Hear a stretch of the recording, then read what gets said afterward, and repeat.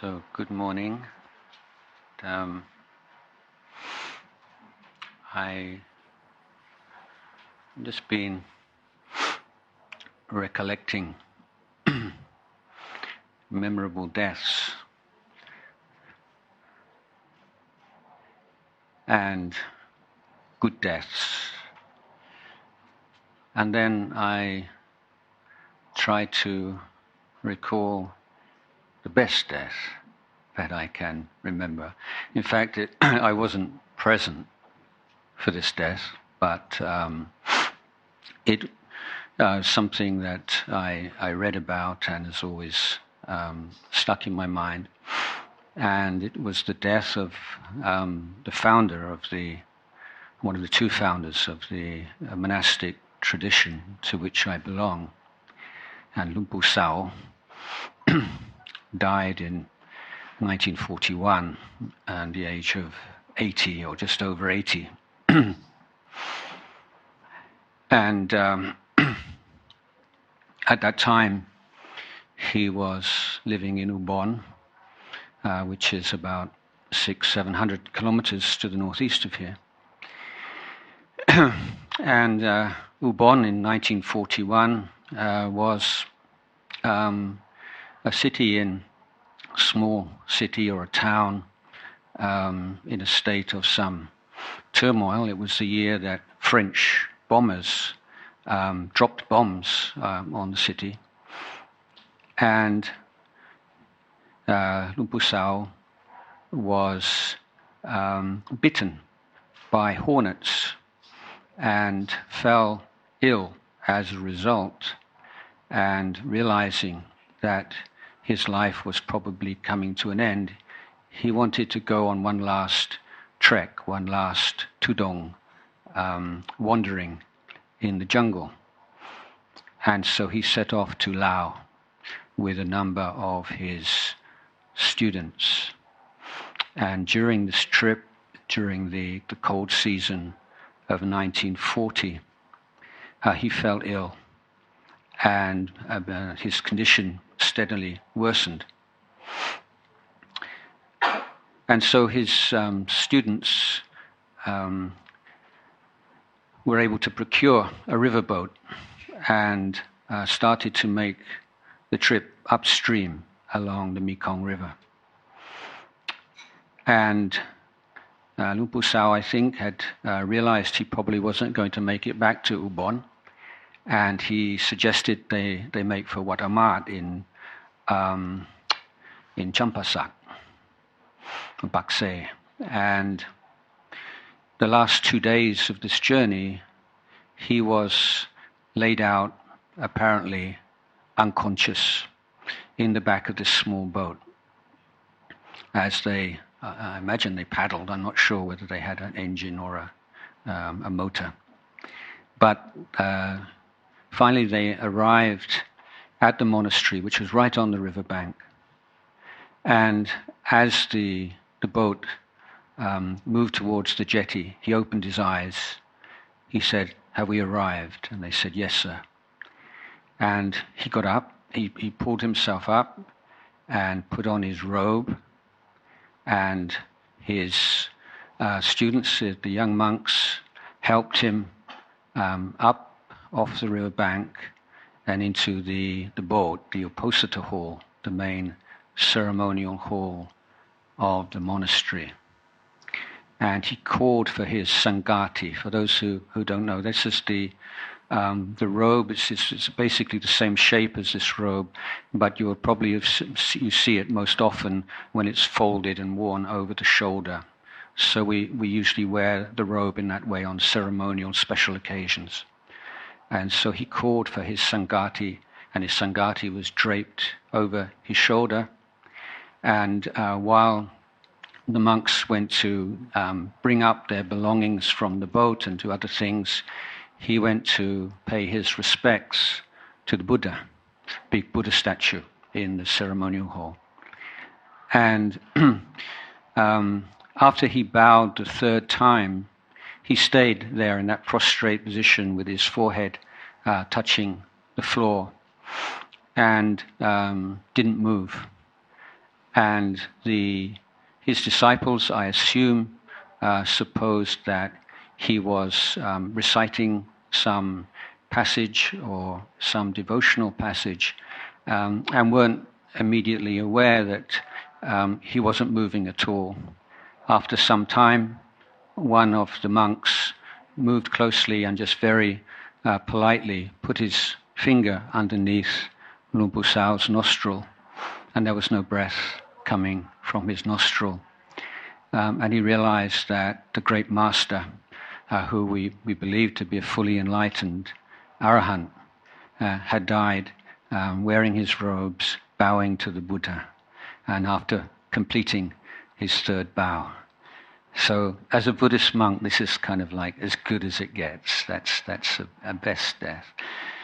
Now, let's fast forward many years to I think it would have been late 80s, early 90s. And I was on alms round in our local village. And towards the end of the alms round, one of the villagers came up to me and said that one of the villagers who I knew very well and had been one of the group of lay Buddhists who had requested that Ajahn Chah allowed the Western monks to build a monastery in the local cremation forest outside the village. So I knew this man very well and I was very fond of him. So I and a couple of the other of the senior monks, we went to his house, which was just a shack, extremely poor man living in a rather ramshackle old wooden house on stilts. And as we climbed up the stairs and went into the central area, he was laying on the floor, and he had such a radiant smile on his face, and he was so happy to see us also. And as we got closer, and he managed to lift his hands and show respects, we saw that he had a couple of very old and battered photo albums, and he showed us. And his photo albums were full of pictures of monks. And over the years, so many Western Buddhists had come to spend time in the monastery, and many of them had taken photographs of him and me and him and Ajahn Sumedho and other senior monks, and him in front of this monastic building and that monastic building and outside the gate, and putting food in monks' bowls. And they developed a film and given him one of the photos, and he'd made these albums. And the last days of his life, he didn't have he had one family member, an adopted son who would nurse him. But the thing that gave him great joy was looking through this photo album. He could just spend hours and hours remembering this monk and that monk and all that. And so it was clear that his mind was in a very wholesome, beautiful state by recalling the good things that he'd done in his life, the things of which he was proud, things which made him happy. And so this was, I think, the first time I really picked up on the importance of encouraging people at the end of their life to consciously cultivate memories of goodness and good deeds that they had performed during their life. And it's a thing that could, in the midst of even quite serious physical pain, and this was, we're talking at a time where, I don't know, he might have some, Bort High or these little caffeinated aspirins or something as the extent of his pain relief. And yet he was really radiant. The other the other occasion that comes to mind was a few years after that, and a couple who were very strong and constant supporters of our monastery had a little house out in the rice fields, and the wife had cancer and had some treatment, and it was obvious that she wasn't going to get better, and so she came back to die at home. And I would go over every day and spend some time there. And I was there right at the very end of her life. And she was laid out on the floor on a mat, and her husband, her children, and her children's parents, grandchildren, everyone was in this big room. And one person was massaging a foot, one person was holding a hand, one person had a fan and was just keeping her cool. Husband was right there on one side of her, I was on the other side, giving her encouragement. And again, although she had no kind of drugs or pain relief, it was a passing which was as peaceful as you could imagine, and to see the value of having being able to pass away in your own house, in the midst of all your memories, and with your family all around you, and with your teacher, your spiritual teacher there to encourage you. That also seemed to me to be a very good death. And sometimes in speaking with the local villagers, rice farmers and very, very poor people, I would say things like, don't think that being rich, is always such a good thing. I mean, I'll be frank, it is often a good thing. Let's not mince words. When you've got a lot of money, you have a lot of advantages.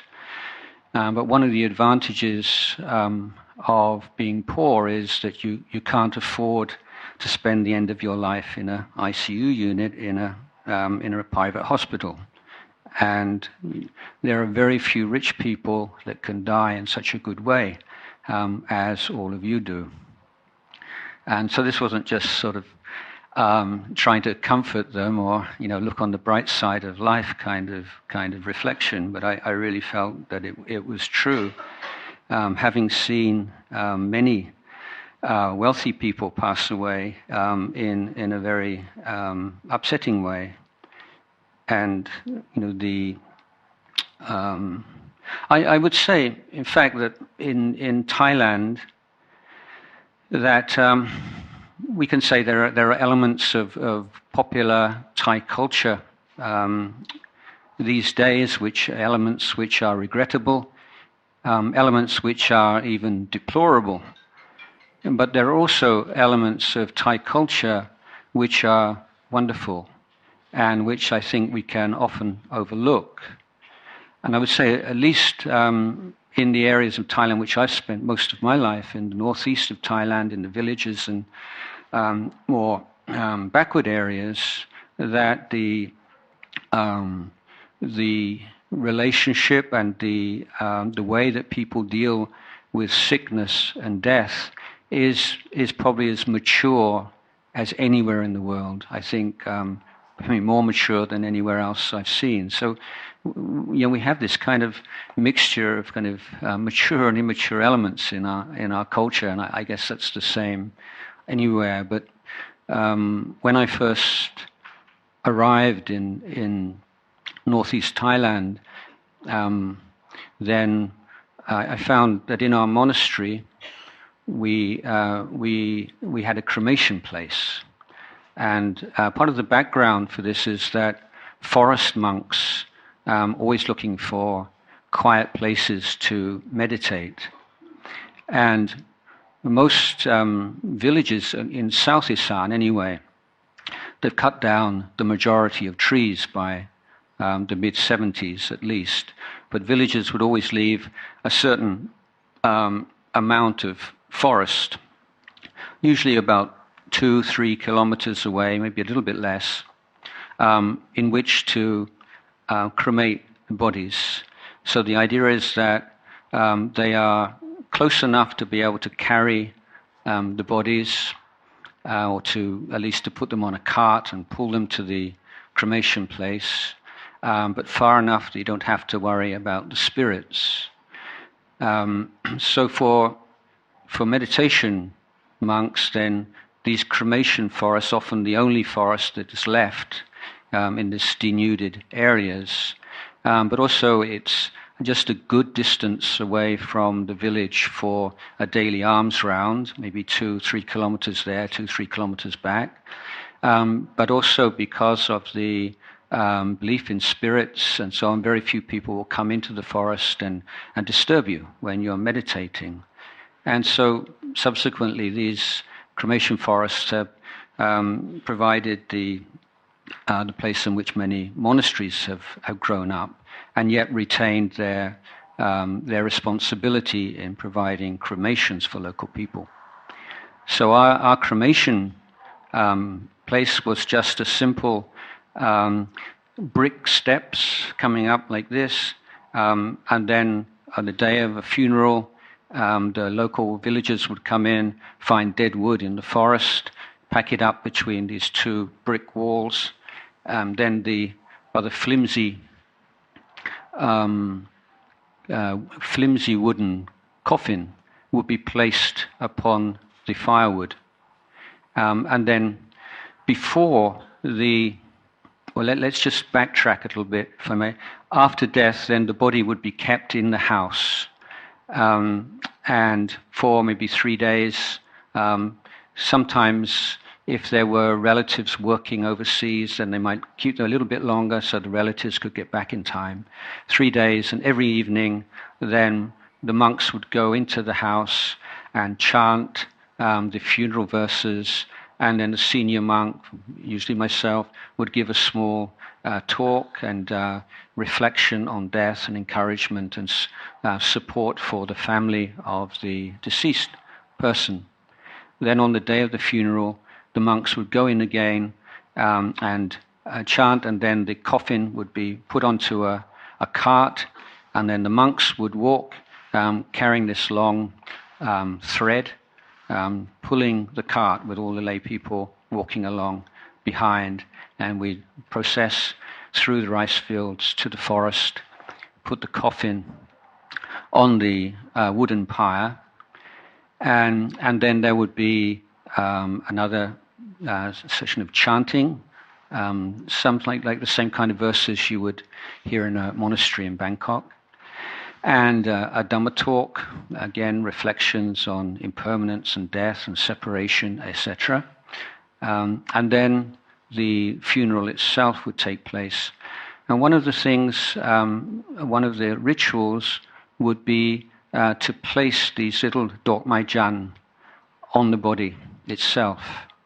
And so everybody in the village, including children, children the moment they could walk basically, or even carried up, would climb up these little steps, look at the dead body, and place their dok mai jan on the person's body. So, following this, the fire would be burnt, would be lit, and in a very short time, the coffin would fall apart. Most of the lay people by this time would have gone home, except those close family members. But the monks would stand and watch the body decompose in the fire. I thought this must be the most mature way of disposing of human body that I could imagine, and that everyone was involved. But the amazing thing for me, and I've seen this over and over again in many years when we have Western visitors and young Western men coming to become monks, that people are just surprised at how light and carefree even that the atmosphere is. People are laughing, joking. It's not at all the kind of atmosphere that you would expect if you come from the Western world, some elements of decorum and very, you would, I think, be looked upon as perhaps being heartless if you were to smile or joke at a funeral in England, for instance. But I would ask, by that time I had some Thai language, I said, why is everyone so kind of happy and laughing and joking? And isn't anybody sad? And I said, well, it's beenเรื่องธรรมดา. So it's just like, it's normal, it's natural. It's what happens, you know. People get old, they get sick, they die. That's just the way things are. And so this kind of basic Buddhist wisdom is so embedded in the culture that there's this. It's not considered to be wrong or bad or, you know, why did this happen? The only time I've seen some tears and anguish when children pass away, of course, that's something else. But for anybody, I would say over the age of 40, 50, it's just since, yeah, this is completely normal and natural.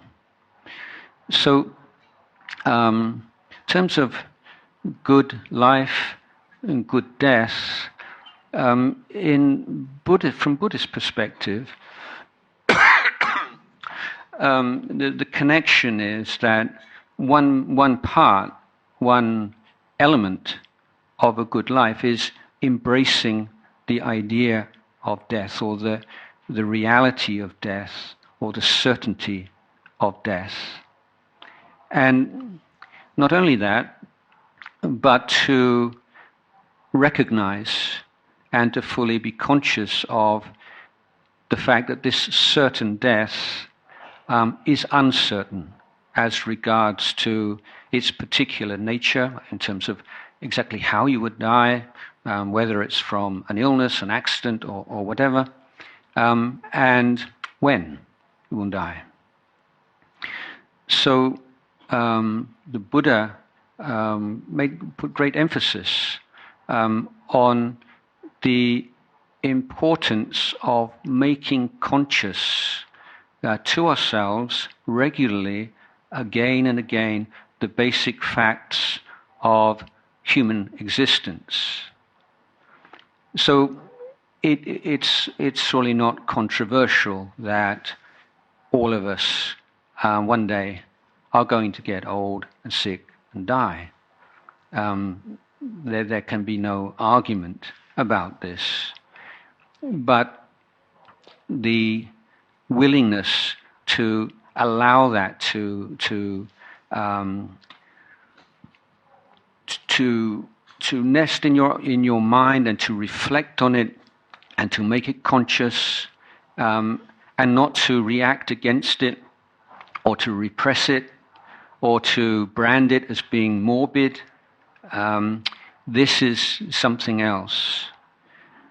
And so I think we can see without too much difficulty that there are certain things that we take on as beliefs or as perceptions that we would say, yes, I agree, that's definitely true.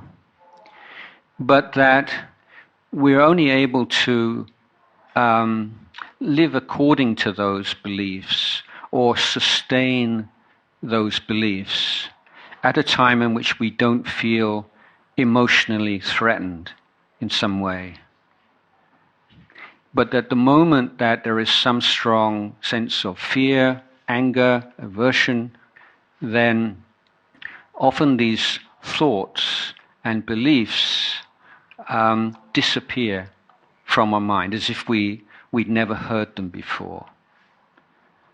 An obvious example that Buddha teaches that separation from everyone, everything that we love and cherish is inevitable. Again, this is surely not controversial. And most Buddhists, at least, will say, yes, I've heard this, and I'm aware of this. And when we see other people in a state of bereavement, or having been separated from a loved one, or had some great loss in their life, then we can even feel confident enough to give them some advice and support with these very words. And yet, when that thing happens in our own life, we find ourselves totally incapable. The words just seem meaningless. So I think the point here is that we can accept thoughts, ideas in a rather superficial way, and assume that somehow they're a part of us, but they're not. And this is somewhat of a digression. One of the great obstacles to learning, this is in education field, is what they call the fluency illusion, where you read something and you underline it and you highlight it, and then you think you can remember it, but you can't. So there are many ways in which we have a distorted idea of just how much we have absorbed of information and ideas, but particularly in what the sense that we're talking about right now is a sense of who we are, what life is, what makes sense, all what we need to do, and it's really important, fundamental issues that we only have a very superficial grasp of them, and which will disappear in the event of strong emotion. So the question is how to integrate this kind of wisdom in the sense of something that we've heard, which is true and useful, that we have remembered, at least in a superficial way. How can we integrate that into who we are and how we respond to situations? So many years ago, I had the occasion to spend some time with one of the great Thai monks of the modern era, Ajahn Buddhadasa, in south of Thailand. And I asked him, what is mindfulness? Okay. And he said, I'll say this in Thai first, okay. Sati ku banya tan. So what this means is, it's what mindfulness means when your wisdom, when your understanding of something is right there when you need it. That's what mindfulness means. Banya tan. And so this is the importance of developing what we call mindfulness. And mindfulness these days has developed, this word has developed a whole kind of new life of its own, and used in a non-Buddhist context in a number of different ways. But in Buddhist context, it has a close association with memory and the ability to recollect and bring to mind what you need to know at any particular moment. And we develop this ability by cultivating this recollection of certain useful topics. And one of them is death. So the recollection of death and the inevitability of death, the uncertainty of the time of death, the uncertainty of how death may appear, this is considered part of a good life. A good life is one which encompasses the understanding, encompasses the truths of inevitable aging, the understanding that sickness and ill health is natural and normal. If we get sick and then we start to say, "Why me?" then the question, the answer, Buddhist answer would be, "Why not? Why do you think that you should be free of sickness?" So these days, we a lot of people think if I just eat all the right things, or I do all this exercise, then somehow you've got this kind of mystic kind of protection against death. And of more religious background, people think, oh, I've done all these good deeds, I've made all this merit. So why is this happening to me?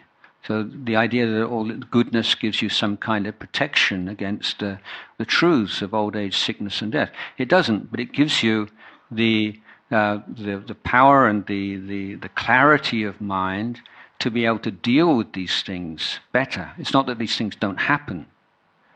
So one of the classic Buddhist blessings says, may you endure a smooth journey over the bumpy road of life.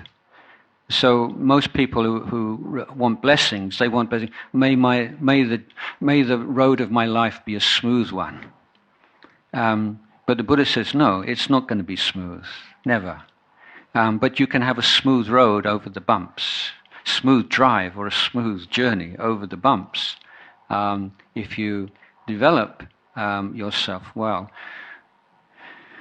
So again, let me sort of return briefly to the topic. So good life. This idea of good life, this does have a great deal of resonance with me personally, in that my own journey, bumpy journey, started off as a teenager, when the question formed in my life in my mind was, what is a good life? And following from that, next question is, what is the best life to live as a human being? And then the doubt arises, is it even possible to distinguish between different lives and say, yeah, this kind of life or this life is better than that one? So what are your criteria for making such a judgment? If we're making judgments between cars, let's say, we have all these different criteria in terms of beauty, safety, luxury, comfort, speed, etc., etc. But what are the criteria for determining, this was a good life, a life well led, and this was not?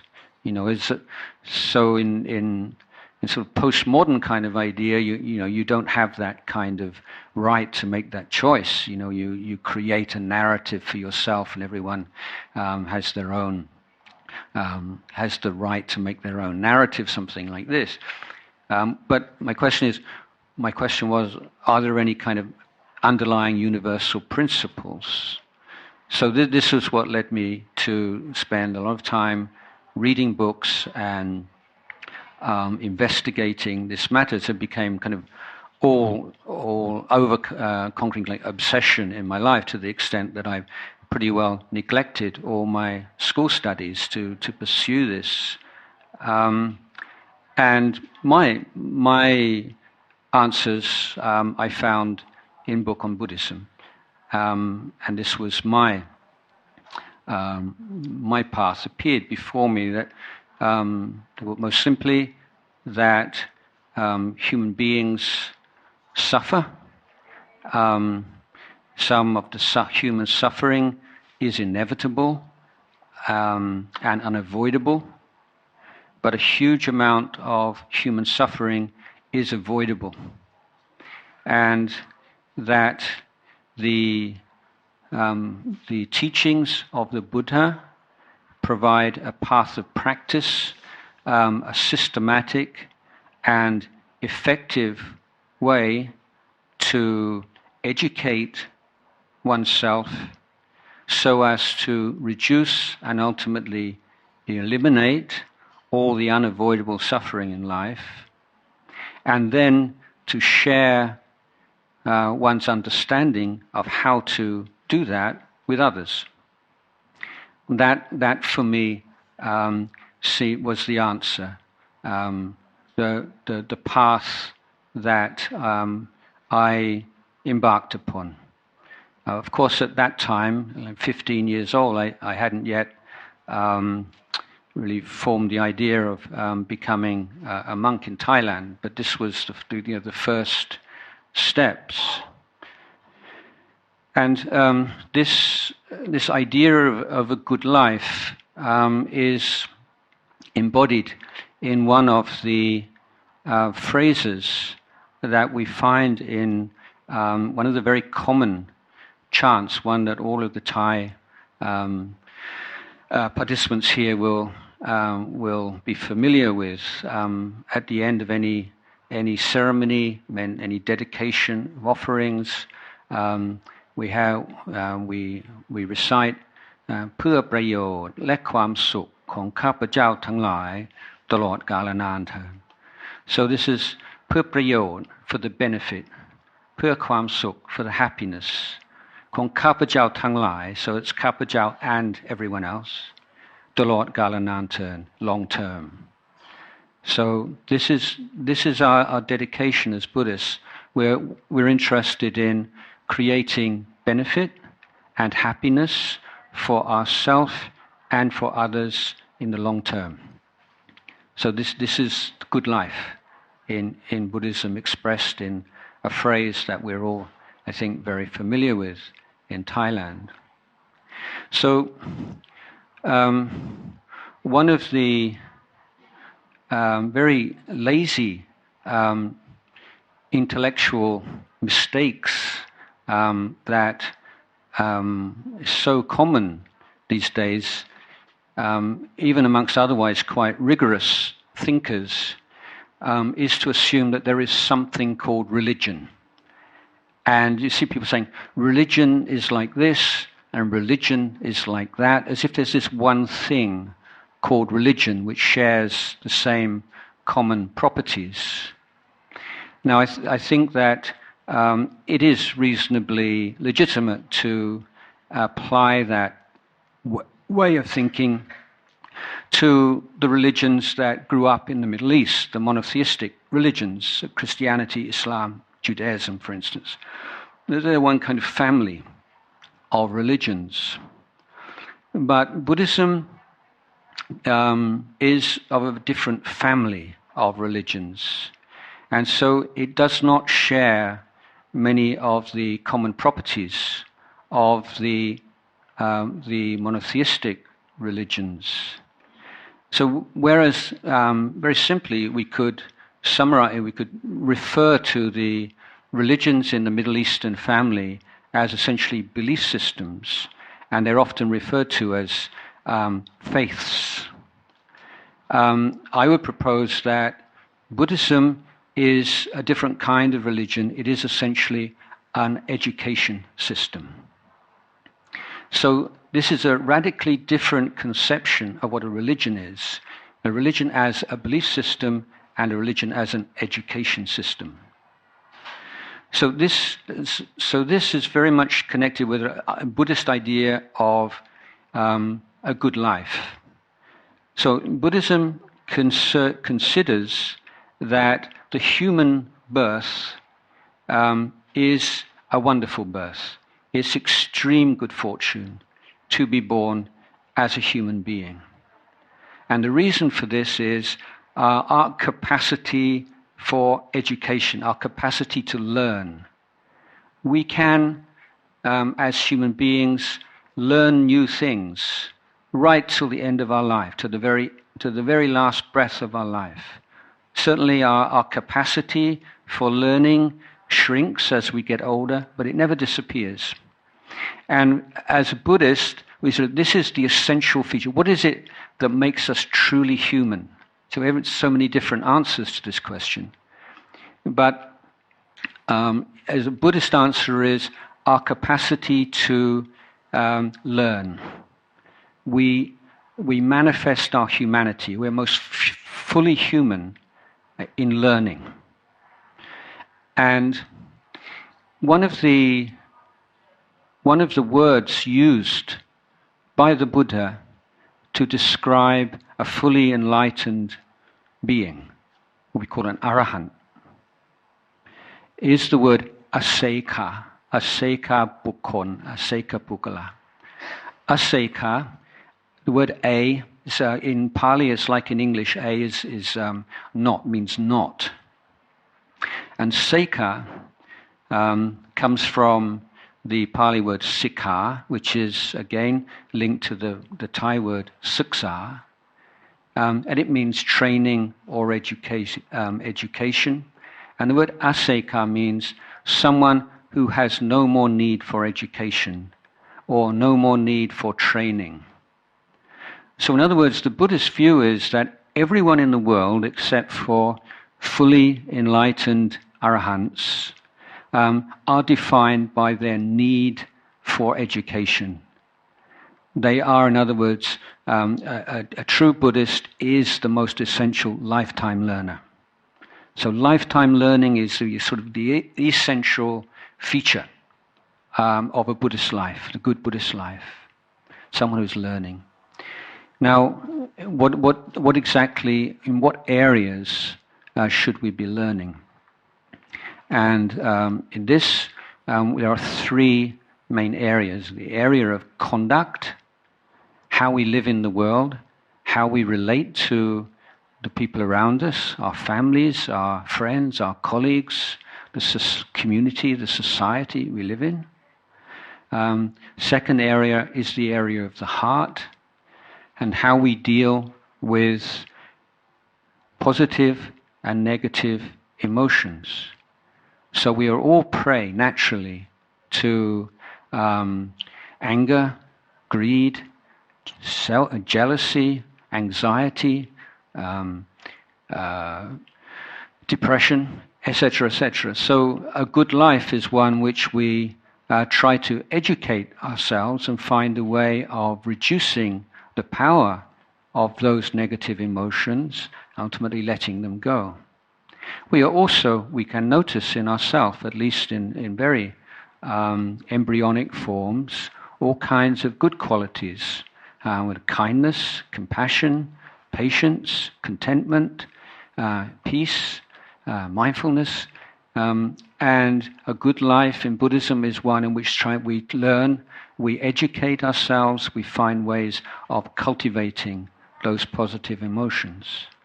So reducing and eliminating negative emotions, creating and cultivating positive emotions. This is the good life at the heart. And the third area is in terms of thinking, understanding, are the way that we look at the world. And so these three areas are intimately related. This is a holistic system. But we're learning ways of solid, good, creative, critical thinking, but then particularly the Buddhist practices of particular exercises, developing discursive thought, discursive meditations, such as the recollection of death, for instance, to create particular mental states which have a positive salutary effect on our lives and minds. So these are the elements of the good life in Buddhism, summarized as lifetime learning, and learning in terms of cultivating and educating our conduct, our heart, and our wisdom faculty. These are the three areas what we call the Dreisikha. In these three areas, if we expand them into more detail, then we get the Eightfold Path, which you I'm sure you're familiar with. So the extent to which we are going to be ready for a good death is going to be quite significantly linked to the extent to which we actualize a good life. So these things are considered to be inseparable, because a good death can appear at any time, and the Buddha would constantly be reminding monks, and we ask the monk, how often do you practice mindfulness of death, or once a day? It's not enough. How often? You ask another monk, like once every hour, and not enough. Somebody else says, every few minutes, not enough. It should be every breath. That's the kind of importance given, and monks are encouraged to think every day. This evening, so I could be bitten by a snake. I could fall ill with malaria or this, and so rather than feeling kind of upset and insecure, if these reflections are carried on in a wise, thoughtful way, the effect is, and you can try this for yourself, is that you see the value of time. And we waste so much time, don't we? I mean, everyone's always, everyone now, we talk about being time poor. We have so little time. And yet at the same time, if you're very honest with yourself, just write out how you actually spent your time from the moment you wake up in the morning until the moment you go to sleep. How much time you spend online, on social media, and how much, of that time do you really need to spend on social media? So there are so many areas in life where we're very sloppy and heedless in our use of time. And one of the reasons for that is an absence of this sense of urgency, and sense that time has, we can say, time's money, but time, we don't have anything else really. And one of the ways to bring up this sense of the value of time is by reminding ourselves regularly that death can come at any time. And this is a systematic approach to bringing that more careful use of time. Another aspect of this is that we begin to see that we don't really have time for such petty emotions. How much time do we waste with loved ones just through being in a sulk or being angry, or some small thing, that just allow to grow until you can hardly speak with each other, and so if we were beings in heaven realms where you have like a lifetime of 1,000,000 years, it really wouldn't matter, would it, if you're in a sulk for a few days with somebody because of something they said or did. But we're not. We have extremely limited lifespans. And everything we have and hold is insecure. This is an insecure situation. Now, we have to come to peace with insecurity, the radical, inevitable insecurity of life as a human being, rather than try just to forget about it. That's the usual, that's the instinctive way of dealing with things that are threatening. But the Buddhist way is say, learn how to face these things and come to peace with them, be able to coexist with them. And this is a far more wiser way of dealing with the truths of our existence. And so we say, I'm ready. If I live another 10 years, 10 days, 10 months, 10 days, 10 breaths, I'm ready. This is the kind of maturity that we should be seeking to develop. So as people come towards death, what are the kinds of things that prevent a peaceful death? One, the sense of things that we've done that we feel regret for, and we feel guilty about, sad about, worried about. So why wait until it's too late? Try to let go of these things. If it's anger and enmity and towards others, maybe it's time to let go of that loose end and to make a fresh start, to forgive. If it's yourself, similarly. then in the case of other people, just feel these regrets for all these good things that we were going to do, and we never really quite got round to. Why? Because we told ourselves we didn't have enough time.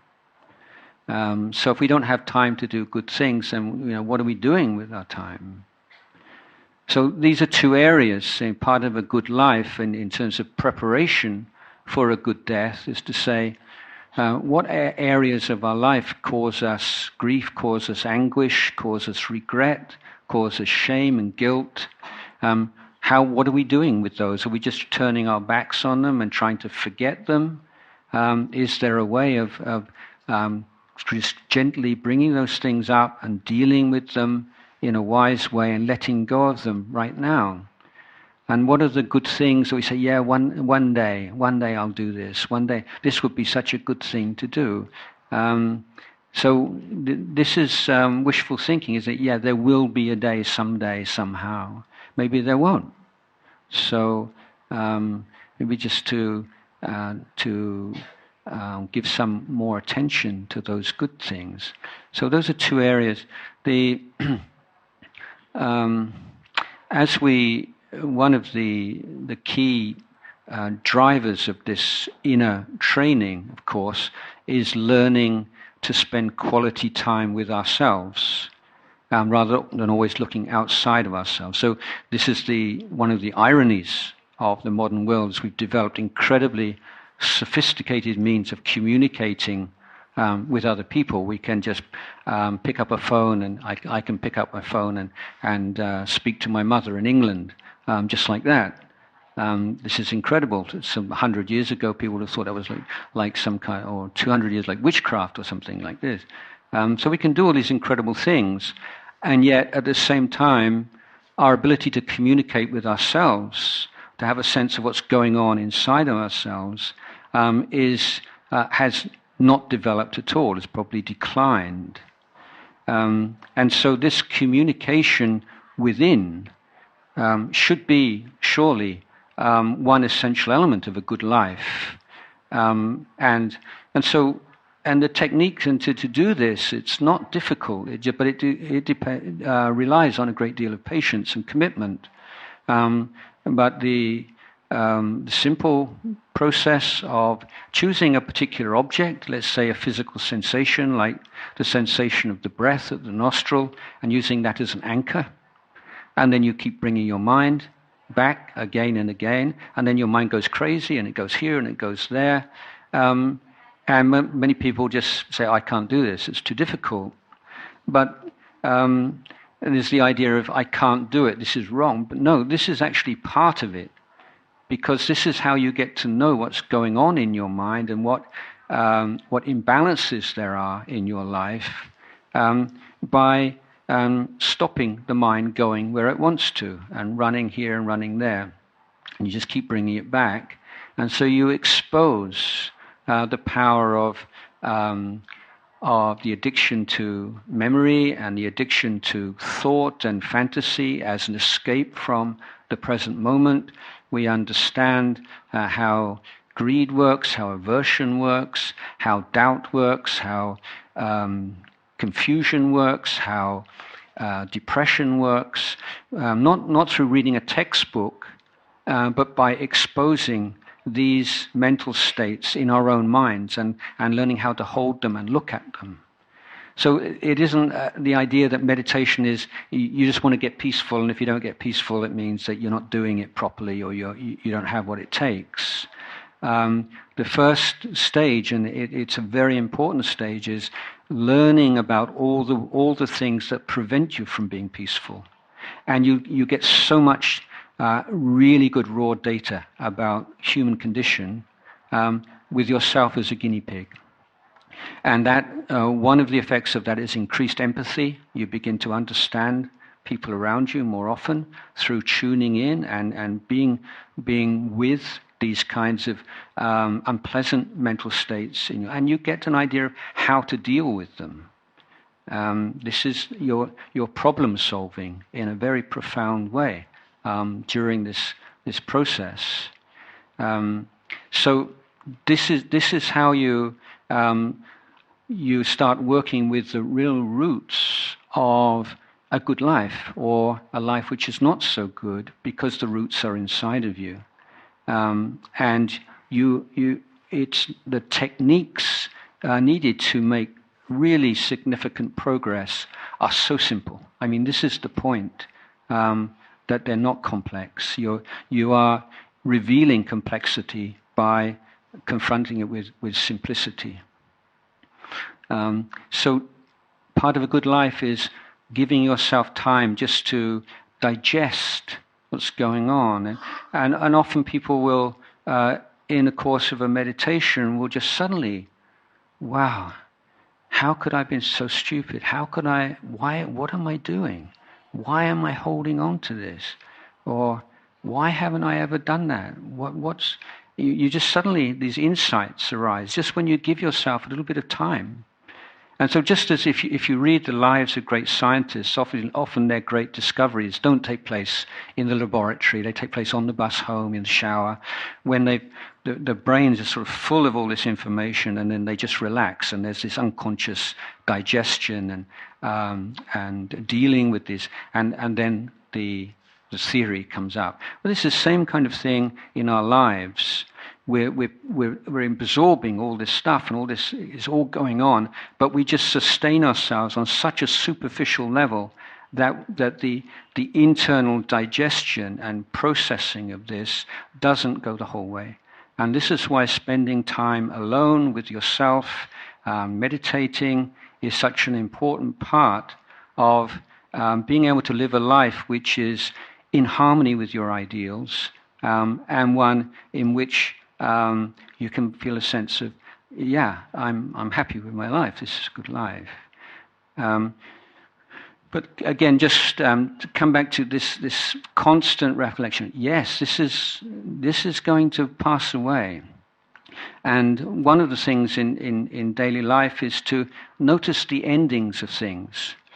Can you see how we focus right on the beginning of things? Something new comes up and it catches our attention. And then we allow our attention to weaken until something else appears.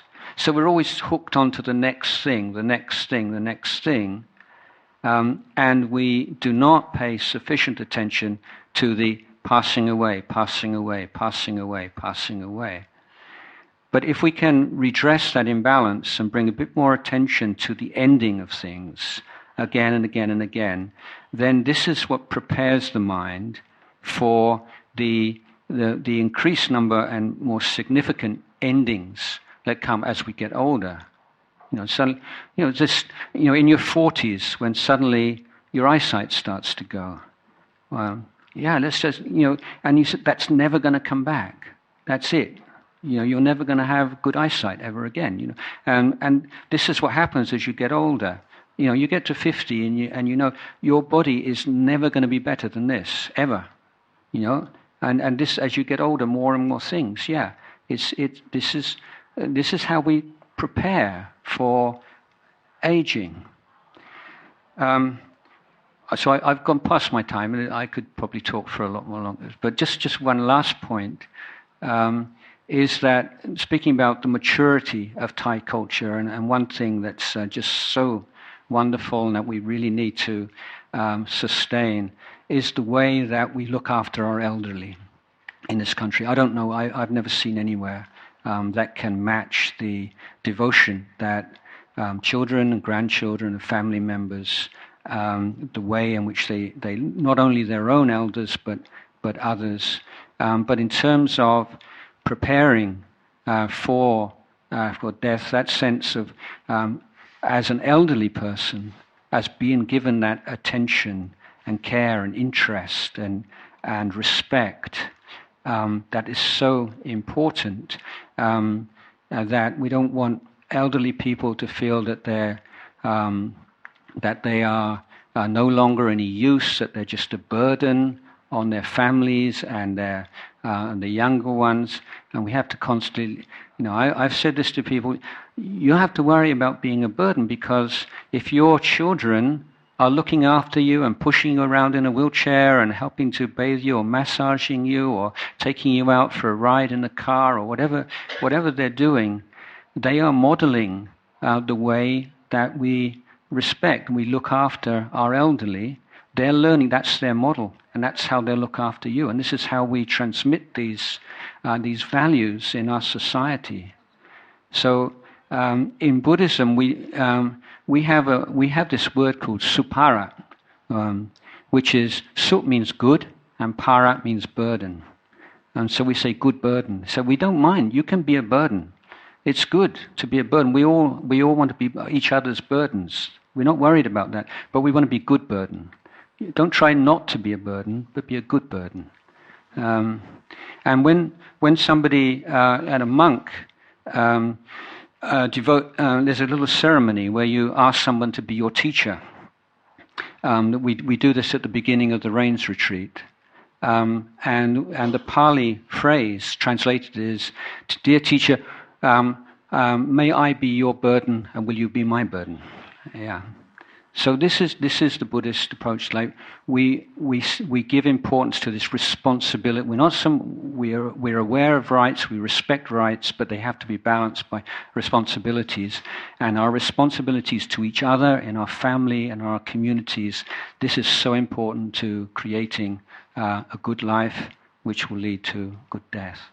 So these are a few not so systematic, but sort of here and there thoughts on this topic of good life and good death, and I would like to end my talk at this point. Thank you.